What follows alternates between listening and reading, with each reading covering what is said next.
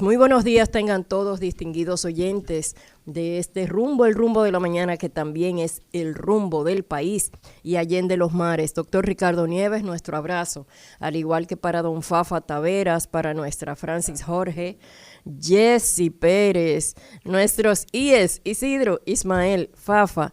Aquí están preguntando quién es Fafa. Por favor, corre, llega, que yo soy tu defensora, pero te corresponde a ti responderlo ahorita.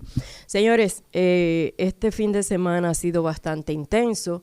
Hoy es lunes 26 de julio del año 2021 y en este día, como cada día lo hacemos, acogemos la orientación del doctor Ricardo Nieves en el sentido de reclamar un hospital regional de tercer nivel para el sur de la República Dominicana, para las 10 provincias.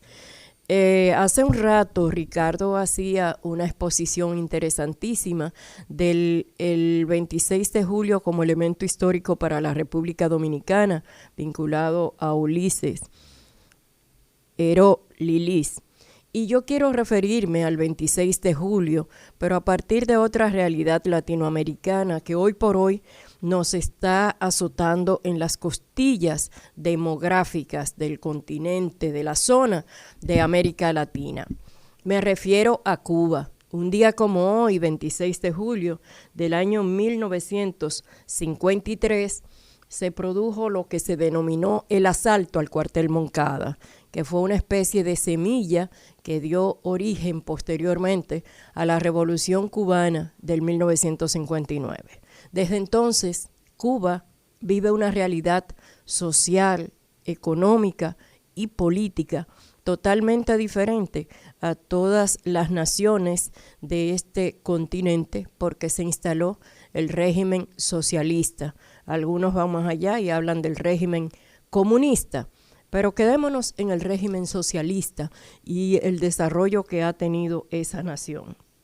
Fue de aquella acción histórica encabezada por el doctor Fidel Castro Ruz que se produjo entonces su enjuiciamiento ante los tribunales de Cuba, y fue como consecuencia de esa acción jurídica que Fidel Castro pronunció la frase lapidaria: la historia me absolverá.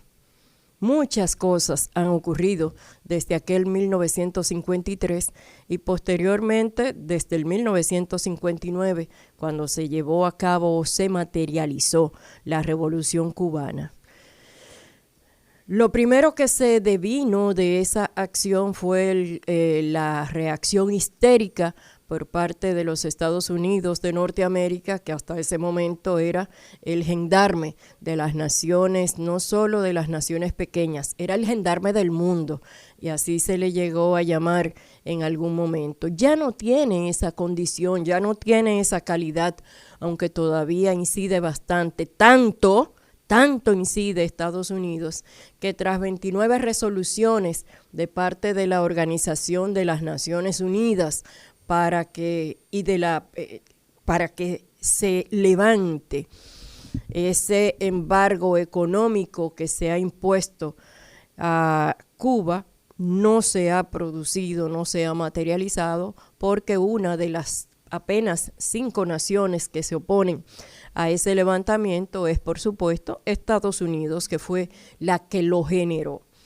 Y en ese marco de crisis económica, de limitaciones sociales, de espacios no accedidos por parte de los cubanos, nuestros hermanos de Cuba han tenido que convivir durante más de 60 años. Estamos hablando de ¿cuánto? 62 ya. 62 años de una revolución que en sentido esencial no ha recibido ni renovaciones en el marco de sus estructuras, ni renovaciones fundamentales en el marco de sus visiones. Y usted me dice, bueno, pero Cuba no es la misma hoy que en el año 1970. Claro que no, sería antidialéctico decir que es la misma, es imposible, nada queda estático. Y así lo han establecido quienes hacen análisis filosóficos y de realidades y todo lo que tiene que ver con el entorno del ser humano. No es exactamente la misma, pero esencialmente no ha cambiado mucho tampoco y han transcurrido 62 años. Usted podrá decir, bueno, el embargo ha sido la primera causa que ha provocado el virtual estancamiento de la sociedad cubana, que no obstante, y eso nadie puede ni obviarlo, ni callarlo, ni ocultarlo, la sociedad cubana es un ejemplo para las naciones del mundo en lo que tiene que ver con el ámbito de la educación, por ejemplo. Y yo me quiero quedar en la educación, porque el aspecto de salud, aunque los cubanos son muy saludables, las dinámicas parecen no funcionar.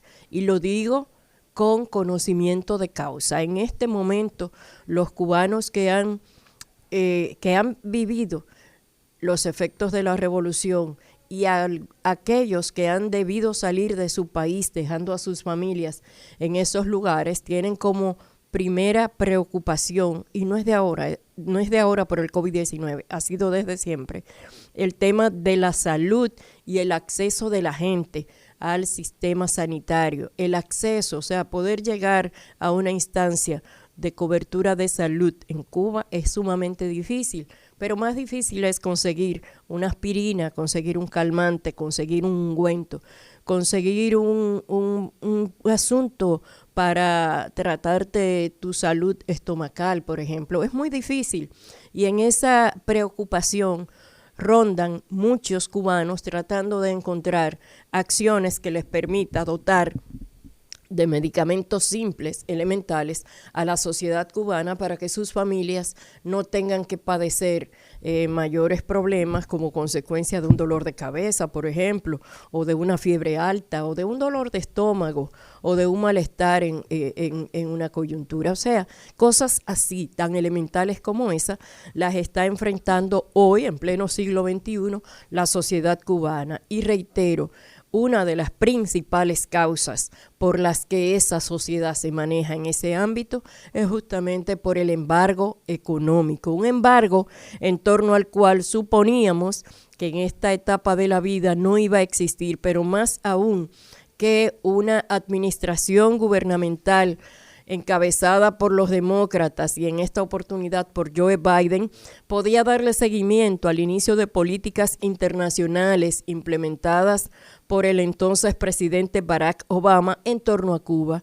Y, oh sorpresa, nos hemos llevado quienes creíamos que Biden podía seguir políticas internacionales que ya había iniciado Barack Obama para flexibilizar el comportamiento de esa gran nación frente a Cuba. Ocurre y es que al contrario, Joe Biden está advirtiendo y amenazando y ha dicho incluso que se va a abocar a revisar las políticas de envío de remesas de los cubanos que residen en Estados Unidos hacia su natal Cuba. Oiga usted a qué nivel estamos llegando.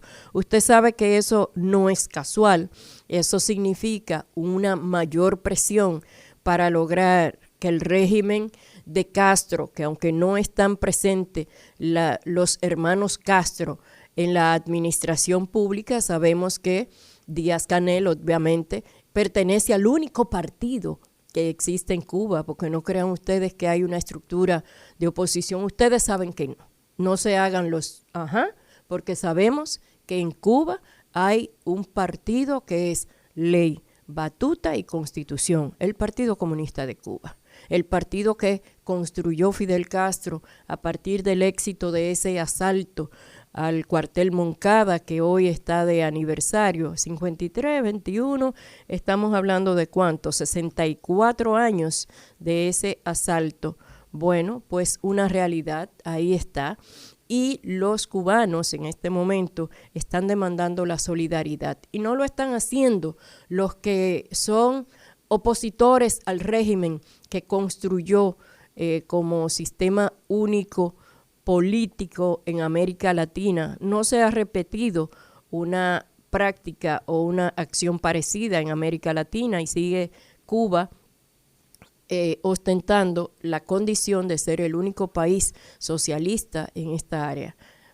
Pues mire, déjeme decirles que no es solo quienes se están oponiendo al régimen cubano que se instauró en el 1959. También los aliados ya están haciendo una revisión de procesos, de visiones, y están llegando a la conclusión de que hay que cambiar algunas cosas para que los cubanos no sean víctimas de unas políticas públicas que no están dando respuesta a las expectativas de la gente, que no están señalando el camino claramente de hacia dónde debe ir una nación que en su estructura natural, que en su estructura institucional es sana.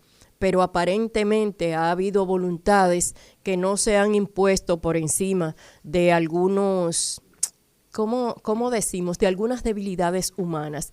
Todos tenemos errores, todos cometemos errores, somos seres humanos y por tanto somos seres sociales vulnerables frente a cualquier cosa. Pero en este momento y después de 62 años de un régimen que no ha recibido, reitero, mayores cambios, a pesar de toda la oleada de cambios que se han producido en el mundo. Señores, ya estamos hablando de que se aproxima rápidamente una cuarta revolución industrial, y hablamos de cuarta, pero ya la quinta está de camino, Así tan rápido van las cosas. Y en Cuba, en la hermana República de Cuba, esos cambios no se han observado, no se registran, porque ciertamente Cuba, y recuerdo una expresión interesantísima expuesta en una oportunidad por el Papa Francisco, que decía: Cuba debe abrirse al mundo y el mundo abrirse a Cuba. Yo sigo teniendo el concepto, no porque lo haya dicho el Papa Francisco, sino porque en definitiva es una propuesta interesante que permite, sin desconocer el espíritu político que se ha querido dar Cuba, reconocer que como nación tiene derecho a desarrollarse independientemente del sistema político que tenga, pero ahí también entra la responsabilidad de las autoridades cubanas, y tenemos que decir que ellos hoy tienen que hacer una reflexión y tienen que analizar hasta dónde es sostenible la política de mano dura y de no participación que han mantenido hasta este momento en esa nación. Ya el mundo no es el mismo y las autoridades y el gobierno cubano debe entenderlo, como debe entenderlo también el mundo, que cada nación se da el estilo de gobierno que quiera tener. El hecho de que sea socialista, comunista, no implica, no impide, no obliga a que su gente tenga que estar sometida a una situación de limitaciones impuestas por otras naciones que, como Estados Unidos, también tiene que llegar a la conclusión de que ya en pleno siglo XXI no es el gendarme del mundo.